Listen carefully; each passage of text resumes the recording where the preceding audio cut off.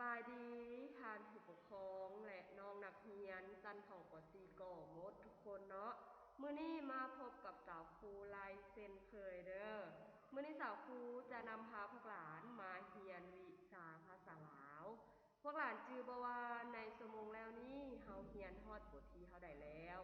แม่นละเนาะเฮาเรียนฮอดบทที่44ปาดงสาวครูมีคำถามมาถามพวกหลานเนาะป่าไม้นี่มีคุณประโยชน์แก่คนและสัตว์บ่พวกหลานป่าไม้นี่เนาะมีคุณประโยชน์แก่คนและสัตว์อย่างหลวงหลายเช่นคุณประโยชน์แก่คนเช่นว่าคนเฮาเอาไม้มาเฮ็ดเป็นเรือนเป็นศาลเป็นหอโฮงต่างๆและต้นไม้บางชนิดยังเป็นยาปวกพยาธิให้แก่คนเฮาอีกด้วยส่วนว่าคุณประโยชน์ต่อสัตว์นั้นมันเป็นบอนอยู่อาศัยของสัตว์ป่านานาชนิดเช่นช้างเสือสิงแหดลิงและอื่นๆแม่นบ่บัดนี้สาวครูจะนำพาพวกหลานมาเรียนอยู่ในบทที่45บ้านของคอยสาวครูมีคำถามมาถามพวกหลานเนาะบ้านของหลานประกอบมีอย่างแน่ฮู้บ่เนาะบ้านของเฮานั้นต้องประกอบมี1แม่นหยังโรงเรียนแม่นบ่2วัดวาอาหาร3โรงหมอแม่นบ่หรือว่าสุขศาลาเนาะบางบ้านก็มีสุขศาลาแล้วก็มีหยังอีกมีนายบ้านและมีประชาชนแม่นบ่อย่างหลวงหลายแม่นบ่แล้วบ้านของหลานเด้ตั้งอยู่ไสบ้านของแต่ละคนนั้นบางคนก็ตั้งอยู่ไสท่าพระเตียงควรปักเปงบ่และเรือนของหลานเด้ประกอบมีไผแน่เรือนของบางคนนั้นก็ประกอบมีพ่อมีแม่มีเอื้อยมีอ้ายแม่นบ่แล้วก็มีพ่อตู้แม่ตู้บางหลังก็บ่มีพ่อตู้แม่ตู้เนาะบัดนี้สาวครูให้พวกหลานมาสังเกตเบิ่งรูปภาพเนาะพวกหลานเห็นหยังแน่อยู่ในรูปภาพนี้1แม่นเรือนแม่นบ่เรือนของประชาชนส่วนอ้อมข้างนี้ก็แม่นต้นไม้ใบหญ้าเฮ็ดให้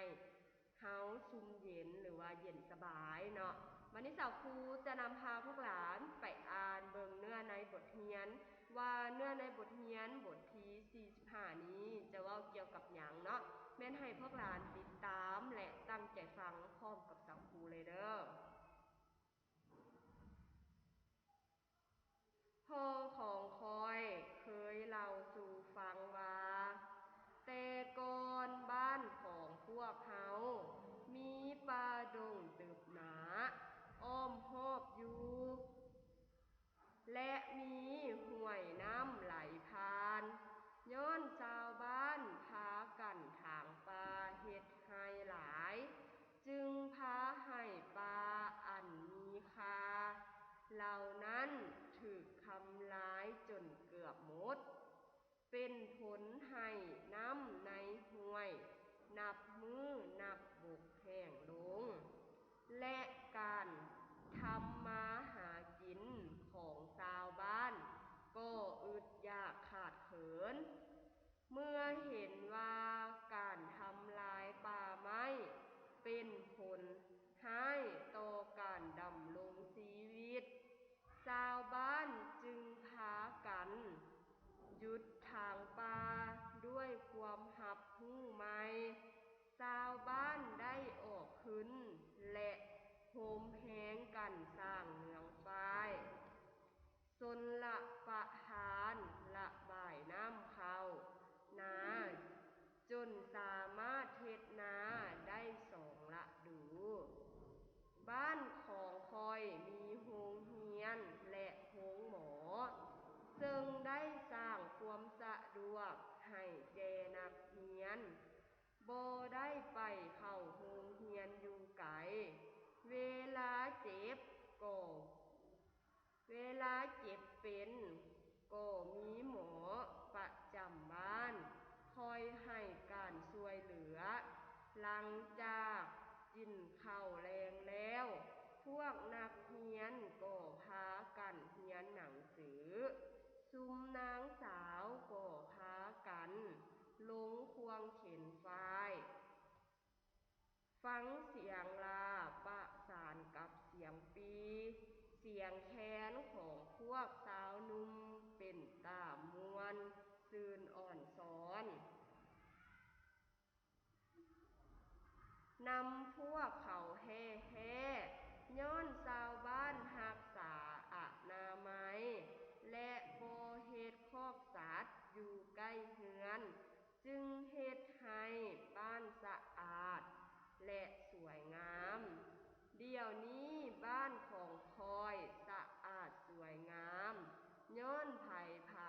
ก็พากันเฮ็ดอนามัยเส้นแต่ละเรือนมีวิดทายมีห้องระบายน้ำเปื้อนมีบ่อนทิ่มขี้เหงื่อและเฮ็ดคอกสัตว์อยู่ใกล้เรือนนี่แม่นปรากฏการณ์ใหม่ที่เกิดขึ้นอยู่บ้านของคอยอันนี้แม่นเนื้อในบทเรียนแม่นให้พวกหลานไปอ่านคืนเด้อ3-5-4เฮือจนกลัวพวกหลานจะได้เนาะวันนี้เฮามาเบิ่งอธิบายศัพท์กันเลยตึบหมายถึงหนาทรงบ่ซอดขวงหมายถึงกีดกั้นคันตั้นไว้หลาหมายถึงเครื่องเข็นฝ้ายแบบพื้นเมืองควงหมายถึงเดินสนามหรือว่าบริเวณวันนี้เรามาเบิ่งคำถามท้ายบทคำถามท้ายบทนี้มีอยู่3ข้อข้อที่1สภาพของบ้านในเมื่อก่อนเป็นแนวใดข้อที่2สภาพของบ้านในเวลาต่อมาเป็นแนวใดเขาเจ้ามีวิธีแก้ไขแนวใดข้อที่3ปัจจุบันนี้ชีวิตการเป็นอยู่ของชาวบ้านมีการเปลี่ยนแปลงแนวใดสำหรับคำถาม3ข้อนี้แม่นให้พวกหลานตอบเด้อตอบใส่กลุ่มเขียนวิชาภาษาลาวพวกหลานแล้วก็จดเนื้อในบทเรียนถ้าว่าแม่นให้จดแล้วแม่นถ่ายรูปส่งมาให้สาวครูเบิ่งเด้อสำหรับคลิปนี้ก็จบเพียงเท่านี้ขอจบขอขอบใจ